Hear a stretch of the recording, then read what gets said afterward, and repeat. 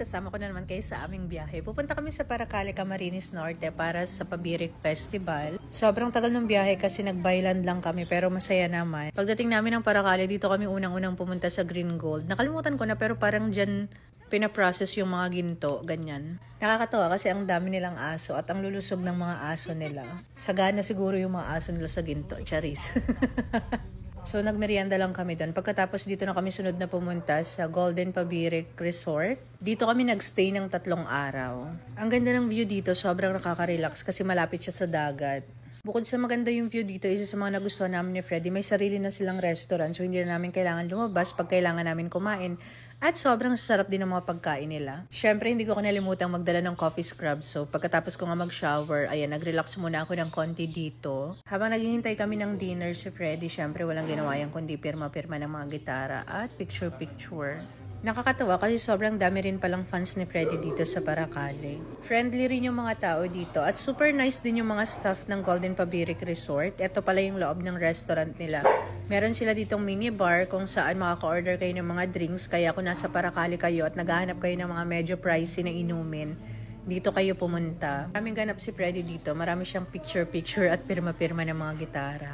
Siyempre, hindi ko naman siya matutulungan dyan. Kaya habang busy siya kaka-picture-picture at kakapirma, dito naman ako relax-relax habang hinihintay siya. Lagi ko rin talagang pinagpapasalamat sa Diyos na sa edad ni Freddy, napakalakas niya pa. Ilang araw na lang, 71 na siya. At ang lagi ko lang namang hiling tuwing birthday niya, mabiyayaan pa siya ng mahabang buhay at malakas na pangangatawan. So ayun, dahil sanay akong gumising ng maaga, ang aga ko din nagising dito. Maaga rin namang nagising si Freddy, pero syempre priority niya yung pagpapahinga kasi tutugtog na siya sa gabi. At tulad ng sabi ko nga sa inyo, isa to sa mga role ko kapag sumasama ako sa mga concert ni Freddy. Role ko din mag-ikot-ikot sa paligid. Siyempre bilang laki sa probinsya na naninirahan sa syudad, sobrang saya sa puso pag napupunta ka sa mga ganitong lugar. Pagkatapos ko nga mag-emote-emote dito, nag-breakfast na kami, nagpahinga, tapos pumunta na kami sa venue para mag-soundcheck.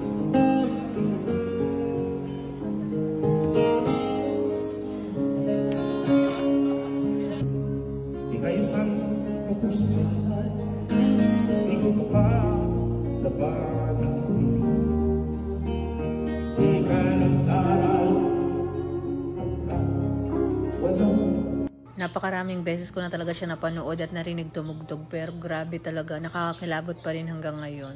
Iba yung pakiramdam kapag nandun ka, yung nakikita at naririnig mo siya sa personal, grabe talaga.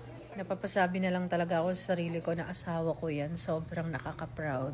Pagkatapos mag-soundcheck, balik sa resort, pahinga ng konti. Tapos nung gabi na nakita sila nung kaibigan niya, si Sir Roy Padilla. Sobrang tagal na nila magkaibigan. At sobrang tagal din nilang hindi nagkita. Halos 16 years daw silang hindi nagkita. Ang dami nilang napagkwentuhan. Nandito rin pala sila kasi manonood sila ng concert ni Freddy.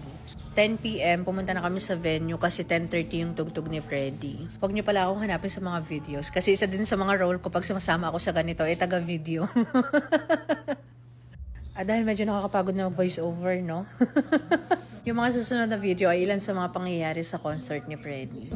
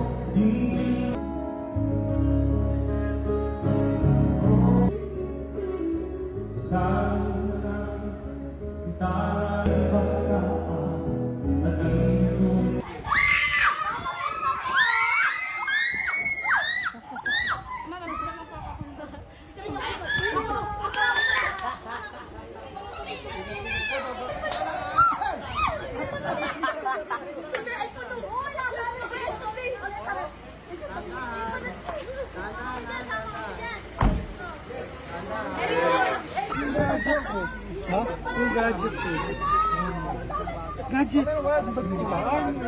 So, natapos na mga kaganapan at pabalik na kami ng Manila kasi sobrang miss na namin ng mga aso. Bye!